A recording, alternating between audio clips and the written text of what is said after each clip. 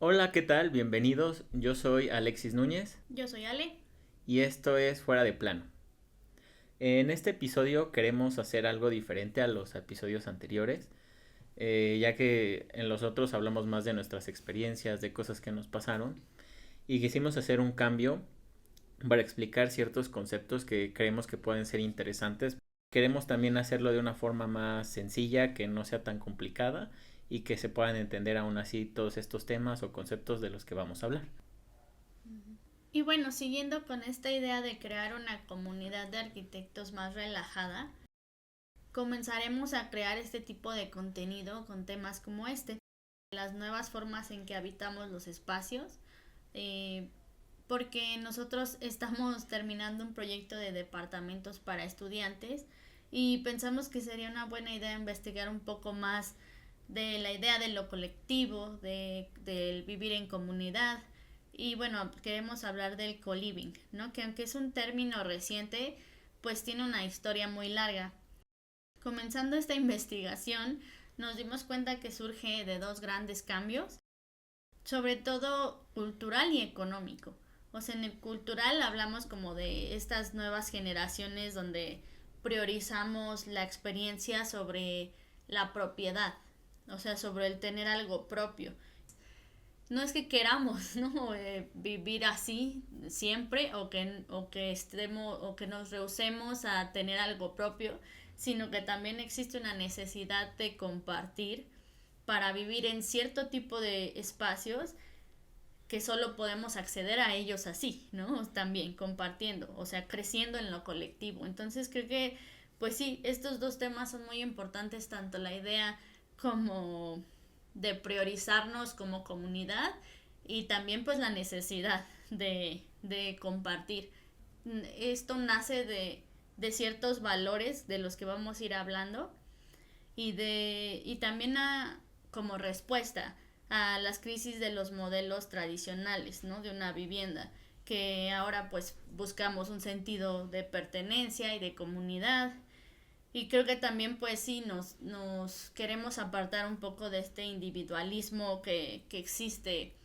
Sí, creo que esto viene un poco de lo que seguramente ustedes han visto o muchas personas, si has viajado en transporte público o si has salido por carretera, estas grandes conjuntos habitacionales que están abandonados, que están afuera de a las afueras de la ciudad, que pues de cierta manera, como decías, es ahí un reflejo de lo que hemos priorizado como propiedad privada, ¿no? Que de cierta manera pues nos educan de niños para tener tu casa, para comprar pues algo que sea tuyo, ¿no? Creo que en México se habla mucho de tener algo propio que no te lo puedan quitar, ¿no? ¿no? O que no sea una renta que se sienta como que estás tirando tu dinero.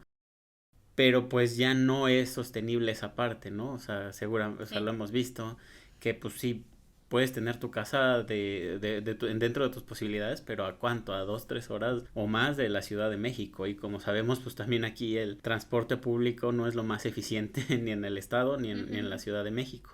Entonces, como dices, creo que es esa parte de, pues sí, poder cuestionarnos si eso no está funcionando, qué es Ujú. lo que podríamos Sí. innovar o podríamos cambiar, ¿no?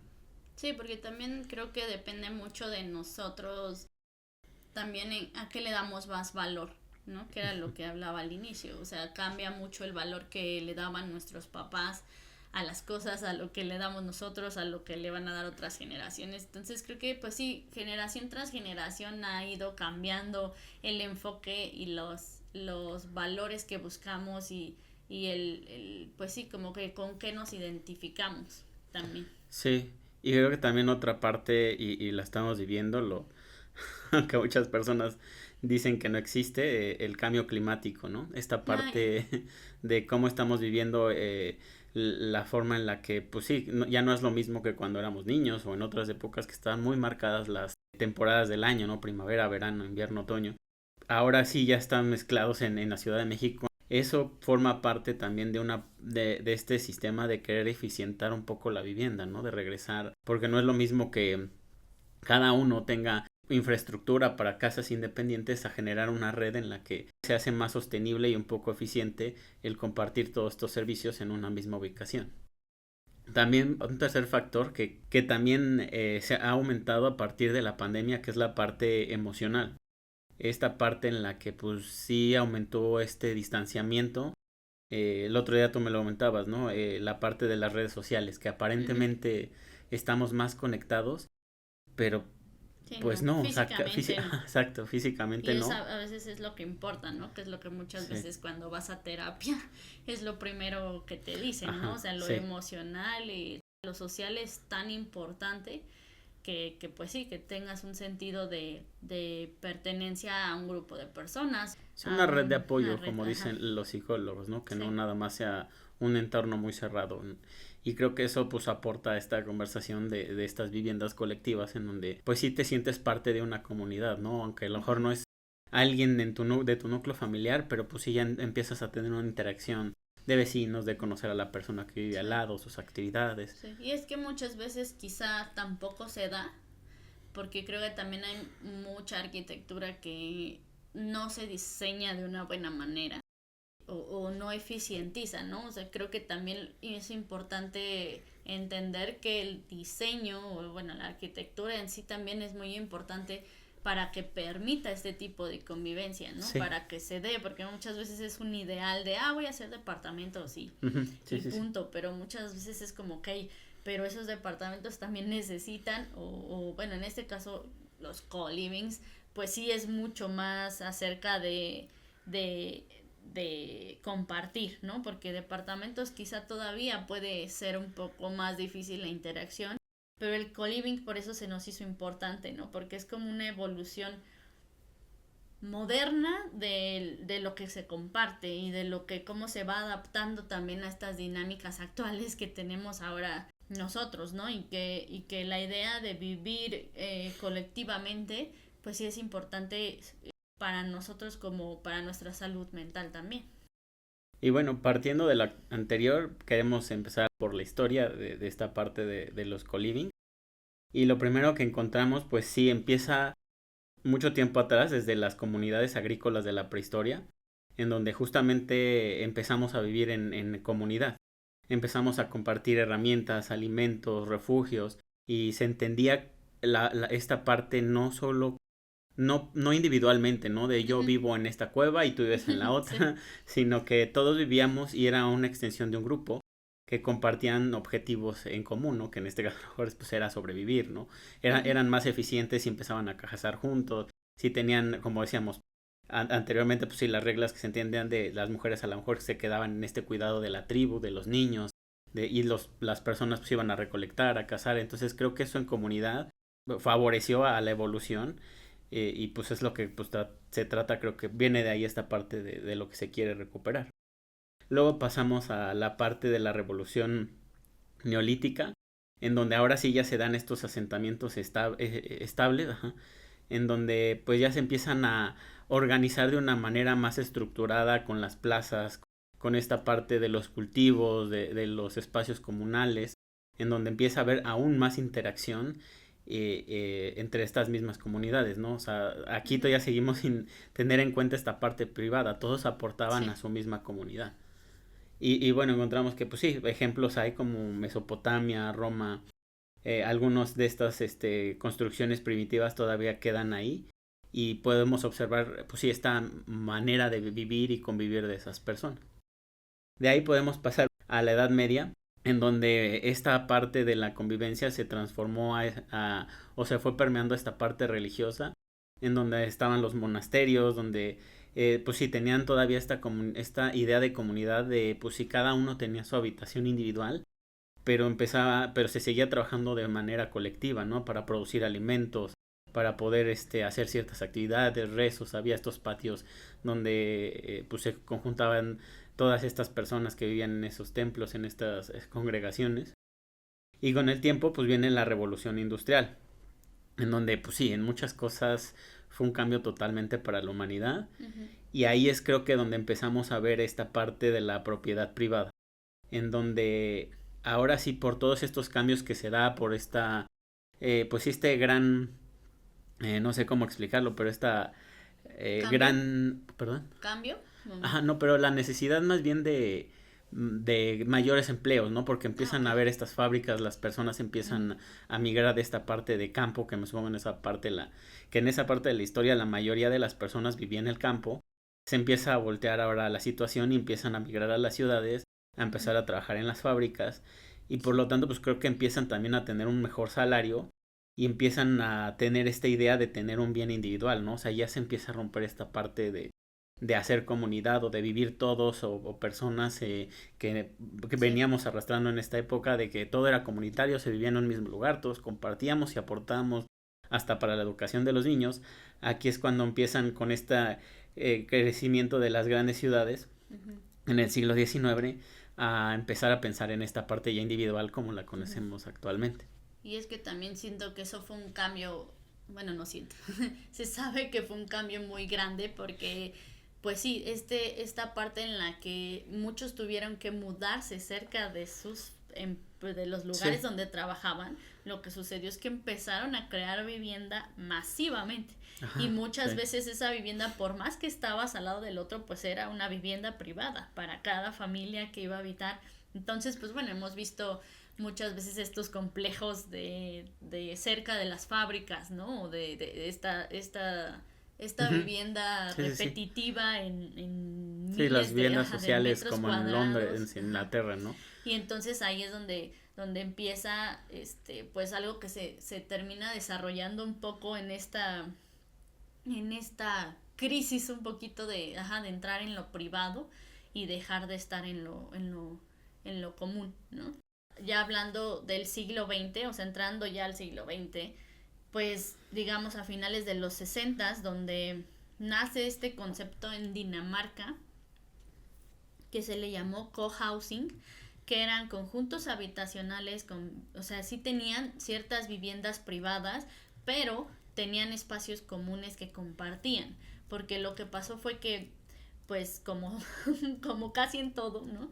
Copenhague comenzó a dar este ejemplo de la búsqueda de equilibrio entre privacidad y comunidad, porque ellos empezaron a dar cuenta que dejaron de hablar con sus vecinos, que dejaron pues sí, como que de estar en un vecindario, ¿no? O en un lugar al que pertenecieran. Entonces muchas de estas personas que vivían en esos vecindarios como muy segregados, empezaron a proponerle al gobierno hacer este tipo de viviendas. Entonces, por ejemplo, el proyecto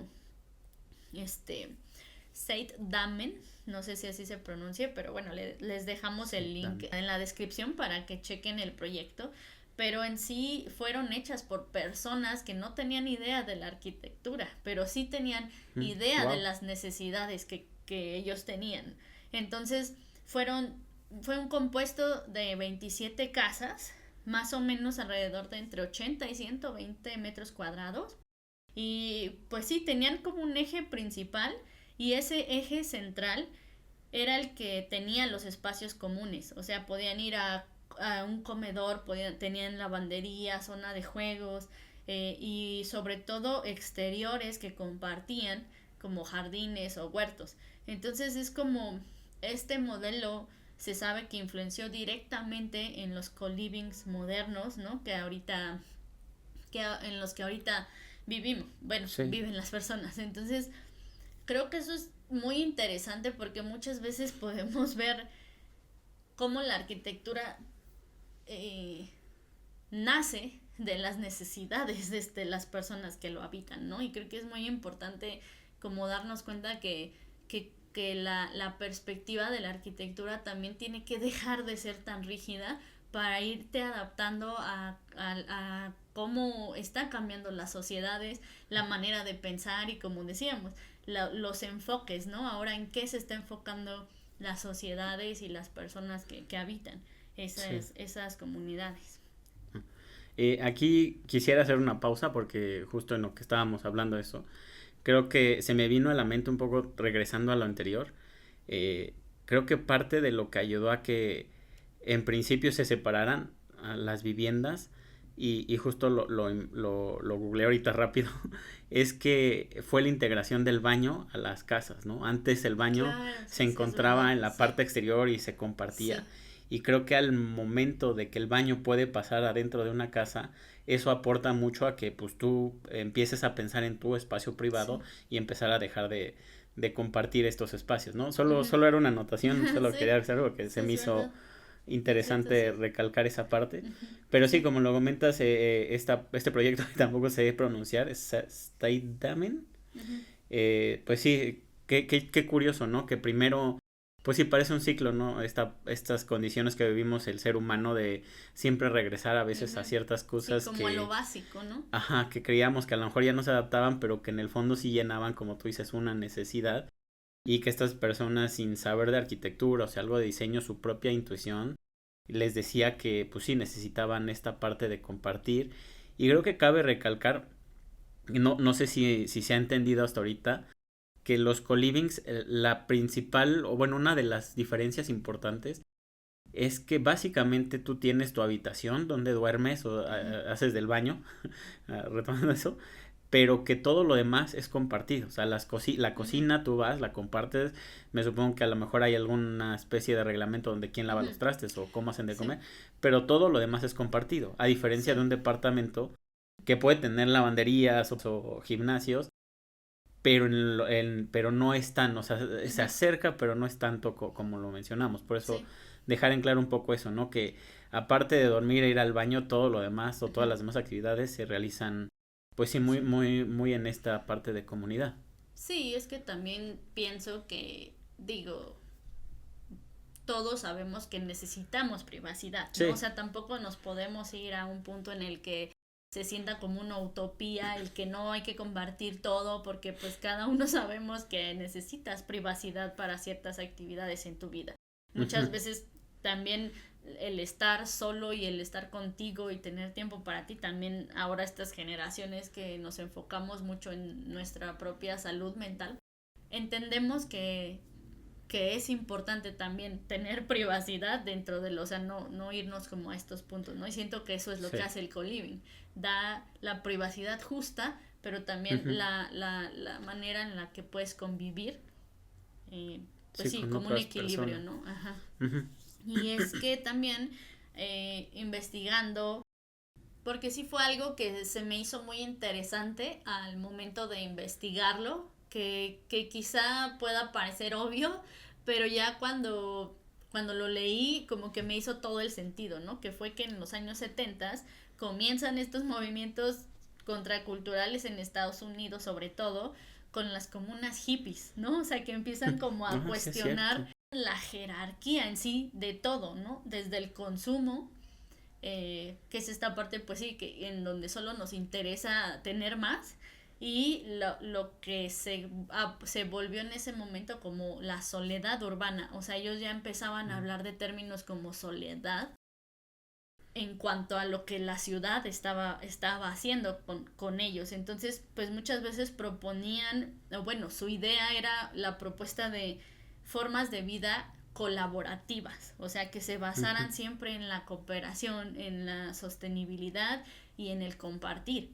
Entonces creo que es súper interesante entender que, claro, o sea, cuando te empiezas a dar cuenta que hay una crisis y las personas comienzan a cuestionar, ¿no? Eso que quizá nos está dañando, sí, empiezan a salir otra vez las necesidades que como personas vamos teniendo al entender que esto no está siendo saludable para mí, ¿no? Y entonces comienzas a crear o bueno, a unirte a ciertos grupos que piensan sí, como tú, y entonces como que esto empieza a volverse importante porque mucha gente comienza a unirse a estos ah, movimientos. Entonces claro sí, que entonces todos comenzamos a poner atención porque la mayoría nos sentimos identificados y hay personas que logran como dar este punto de vista y unirse y comenzar pues estas comunas hippies con las que empezaron a vivir en los sí, a setentas. retomar esta parte, ¿no? Que Ajá, platicábamos al principio, ¿no? Todo, sí.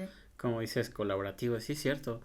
Sí, no me acordaba de esa Ujú. parte de la historia, pero sí me hace mucho sentido esta filosofía que tenían en esa época, en los años Sí, 70 con sí. toda esta parte y sí, es curioso, ¿no? Cómo la arquitectura también se va transformando con este Ajá, tipo de claro. movimientos, con esta Sí. parte que se va a ir adaptando a todo este proceso de la historia.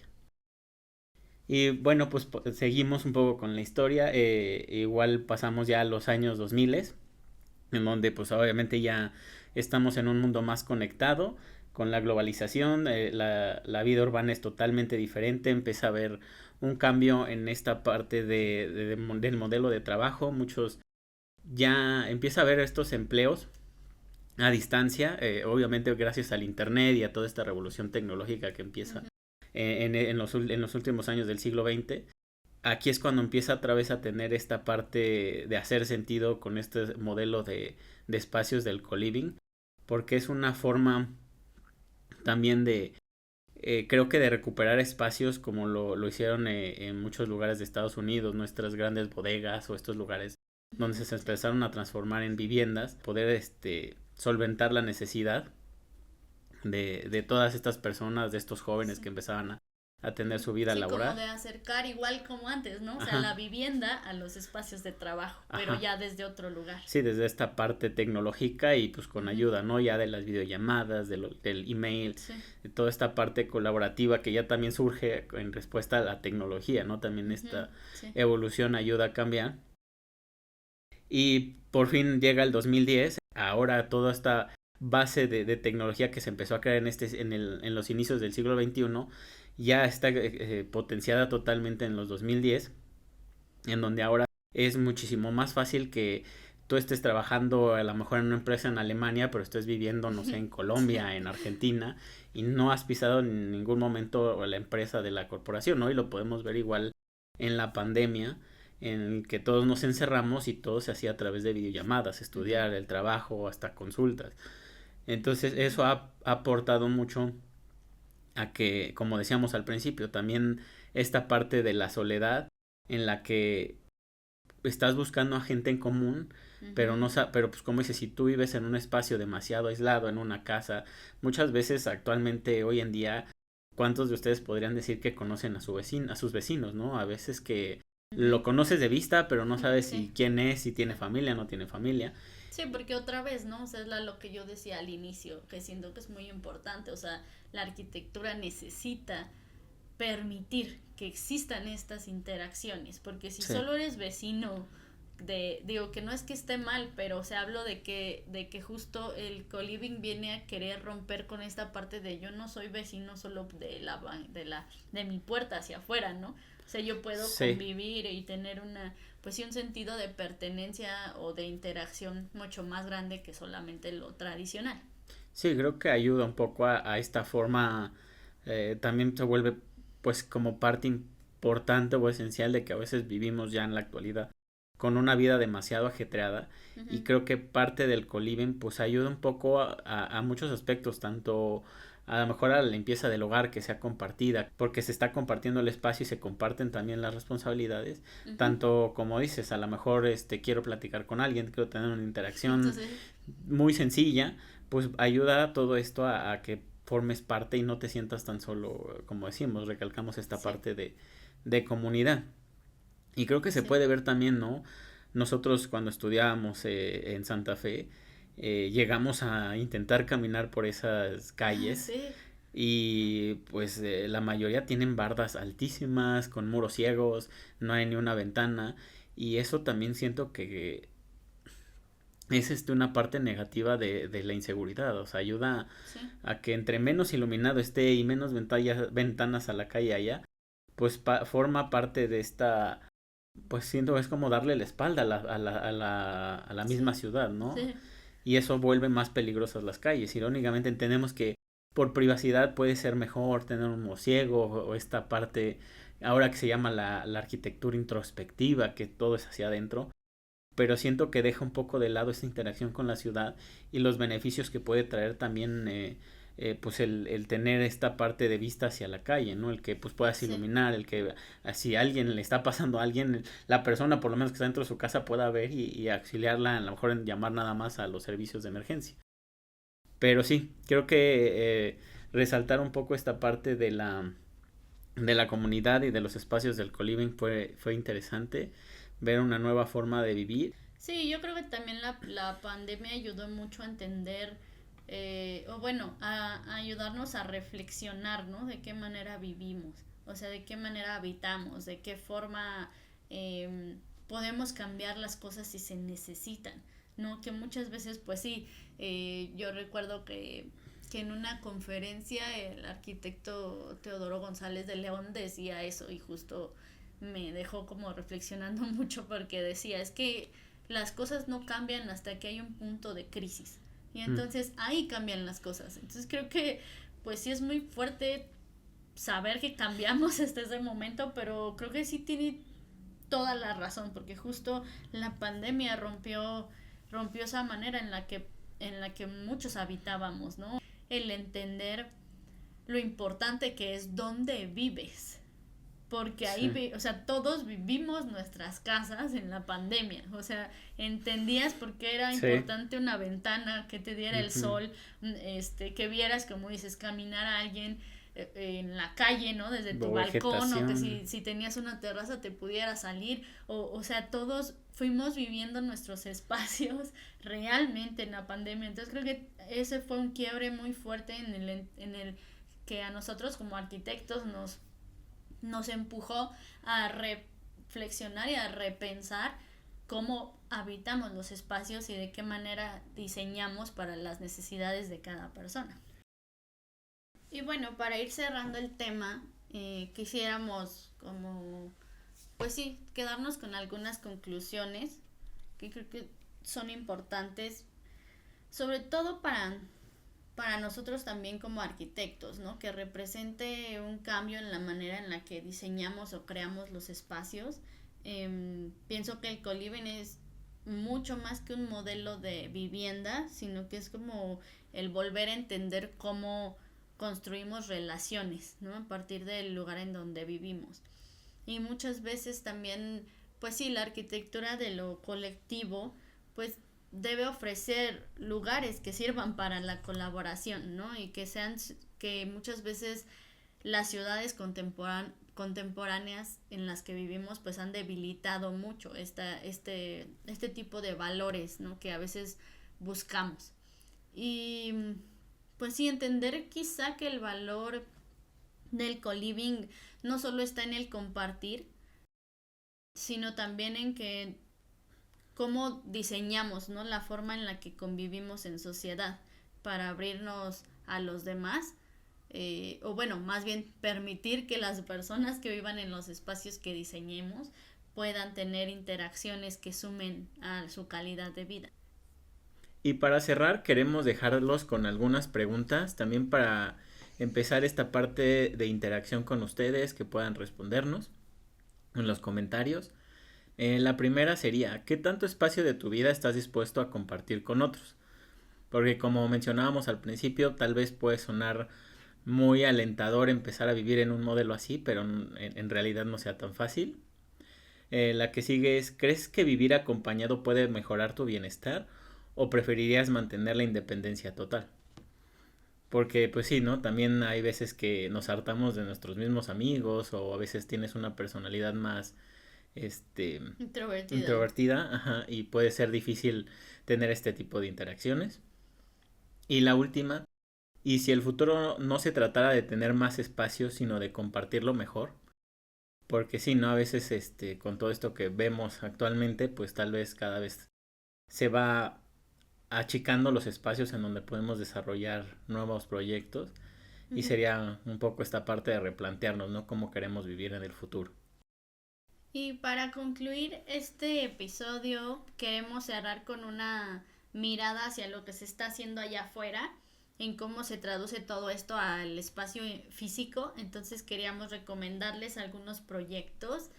Les dejamos el enlace en la descripción para que vayan a verlos y pueden encontrar todo, o sea, planos, fotos, información, todo hablando de esta parte en la que queremos crear esta comunidad donde compartimos. Entonces buscamos proyectos que hagan eso, que compartan lo más que se pueda. Y bueno, yo encontré uno en Madrid, España, que se realizó en el 2022 por Gone Architects y es el Co-Living Dos and Doors.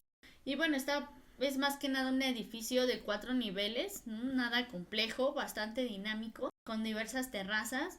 Y lo que nos pareció muy interesante es cómo articula por medio de lo público los espacios privados. O sea, creo que es muy interesante entender la funcionalidad que el diseño permite a esta clase de vínculos que hablamos anteriormente y que fomenta lo social, pero permite lo individual. Entonces creo que es muy interesante entender la arquitectura desde este lugar que hablamos anteriormente, y este proyecto creo que lo refleja muy bien.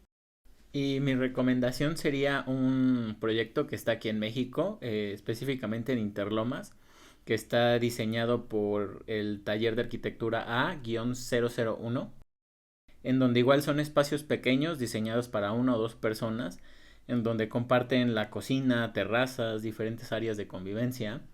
Y creo que se aprovecha muy bien el espacio del terreno. El terreno, si no mal recuerdo, es irregular, pero la forma en la que se emplazaron está muy bien aprovechada. Tiene espacios muy, muy padres. La mayoría tiene iluminación y ventilación natural.